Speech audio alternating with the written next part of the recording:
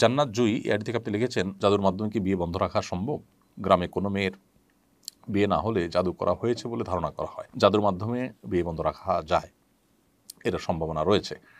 So কোনো মেয়ের যদি কোনোভাবে বিয়ে না হয়, কোনো ছেলের যদি কোনোভাবে বিয়ে না হয়, বারবার আসে ফিরে যায়, ভেঙে যায়, কোনো ব্যাখ্যা খুঁজে পাওয়া না যায়, কোনো ক্লজ খুঁজে পাওয়া না যায়, তাহলে সেক্ষেত্রে এটি আপনার ইয়ের কারণে, কোনো ব্ল্যাক ম্যাজিকের কারণে হতে পারে, সেই আশঙ্কা উড়িয়ে দেওয়া যায় না। কিন্তু বিষয়টা কি একান্তই কাকতালীয় বা স্বাভাবিক, নাকি ব্ল্যাক ম্যাজিকের কারণে এমনটি হয়েছে, সেটি বোঝার জন্য কোনো ভালো রাকি ঝাড়ফুঁককারীর শরণাপন্ন হওয়া যেতে পারে।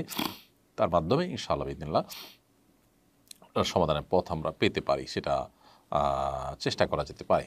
অথবা সেলফ রুকিয়ার মাধ্যমেও কেউ চাইলে নিজের ডায়াগনোসিস করতে পারেন। তারিখ এআইডি থেকে আপনি লিখেছেন, আমি একজন মালয়েশিয়া প্রবাসী, আমি ঈদের নামাজ পড়তে পারি নাই, কোম্পানি পড়তে দেয় নাই, এটি কি আমার গুনাহ হবে? দেখুন, ঈদের নামাজ পড়াটা আপনার জন্য উচিত ছিল, যেহেতু আপনি পড়তে পারেন নাই, আল্লাহ তাআলার কাছে আপনি এর জন্য মাফ চাইবেন। অনেক উলামা ইকরাম এটাকে সুন্নাহ বলেছেন, অনেক ইমামগণের মতে ওয়াজিব, মতপার্থক্য আছে।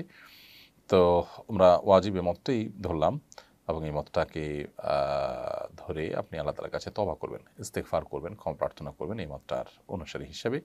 সো আল্লাহ তাআলার কাছে মাফ চাইলে আল্লাহ তাআলা ক্ষমা করবেন ইনশাআল্লাহ। তো পরবর্তীতে এই ধরনের কোম্পানি, যে কোম্পানি আপনাকে ঈদের নামাজ পড়তে দেয় না, সে তো আপনাকে ফরজ নামাজও পড়তে দেওয়ার কথা না। আমার মনে হয় তার জন্য আপনার আরও বেশি দুশ্চিন্তা করার কথা। যদি অন্যান্য নামাজ পড়তে দেয়, শুধু ঈদের নামাজের ক্ষেত্রে ঝামেলা করে, তাহলে সেক্ষেত্রে আপনার এই কোম্পানি পরিবর্তনের চিন্তা করা উচিত। আর যদি ফরজ নামাজগুলো আপনাকে পড়তে না দেয়, তাহলে তো কোনো অবস্থাতে সেখানে চাকরি করার জন্য হালাল নয়, জায়েজ নয়। বিকল্প পথ আপনাকে যে কোনোভাবে হোক বের করতে হবে। এমডি আয়াতুল ইসলাম আপনি লিখেছেন, ঘরের মধ্যে গরু মার্কা ঢেউটিন লাগানো, এখন প্রশ্ন হলো এই ঘরে নামাজ হবে কিনা। গরুর যে ছবি আছে ঢেউটিনের উপরে, সেটা প্রথমত অনেক ছোট আকারে থাকে সাধারণত, সচরাচর। তো যদি অনেক ছোট হয় এবং অস্পষ্ট হয়, তাহলে কোনো অসুবিধা নেই। আর যদি একেবারে পরিষ্কার করে বোঝা যায়, তাহলে সেক্ষেত্রে সেখানে নামাজ হয়ে যাবে, কিন্তু মাকরুহ হবে, অনুচিত হবে এরকম জায়গায় নামাজ পড়া। এবং সেই ছবির জায়গাটা কিছু দিয়ে যদি মুছে দেওয়া যায়, তাহলে সেক্ষেত্রে আর মাকরুহ হবে না।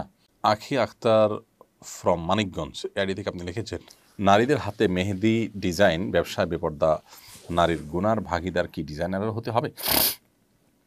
নারীদের হাতে মেহেদির ডিজাইন করা হলে, সেই ডিজাইন কোনো মেয়ে যদি বাইরে বেপর্দাভাবে অন্য অপরপুরুষদের সামনে প্রদর্শন করে বেড়ান, সেক্ষেত্রে সে গুনার ভাগিদার ডিজাইনারকে সাধারণত হতে হবে না। কারণ এটা জরুরি না যে কেউ হাতে ডিজাইন করলে সেটা সব জায়গায় প্রদর্শন করে বেড়াবেন, বেপর্দার সাথে দেখাবেন, কারণ এটা ঘরোয়াভাবে ব্যবহার হতে পারে। অর্থাৎ বিষয়টা একান্ত ব্যক্তির উপর নির্ভর করে, এই জন্য ডিজাইনের উপর এটা পড়তাবে না। তবে যদি এমন হয় যে উনি নিশ্চিত যে এখানে আসলে বাইরে মানুষের সামনে এটা প্রদর্শন হবে, এই অপশনটাই সুনিশ্চিত এবং চূড়ান্ত, এরকম যদি হয়, তাহলে সেক্ষেত্রে অবশ্যই এর দায়ভার ব্যক্তির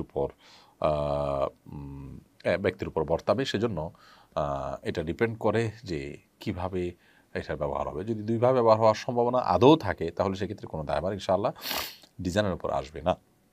তাসনিমা বিনতে জান্নাত আপনি লিখেছেন, পিরিয়ডের পর নখ না ফেলে নামাজ পড়লে কি নামাজ হবে?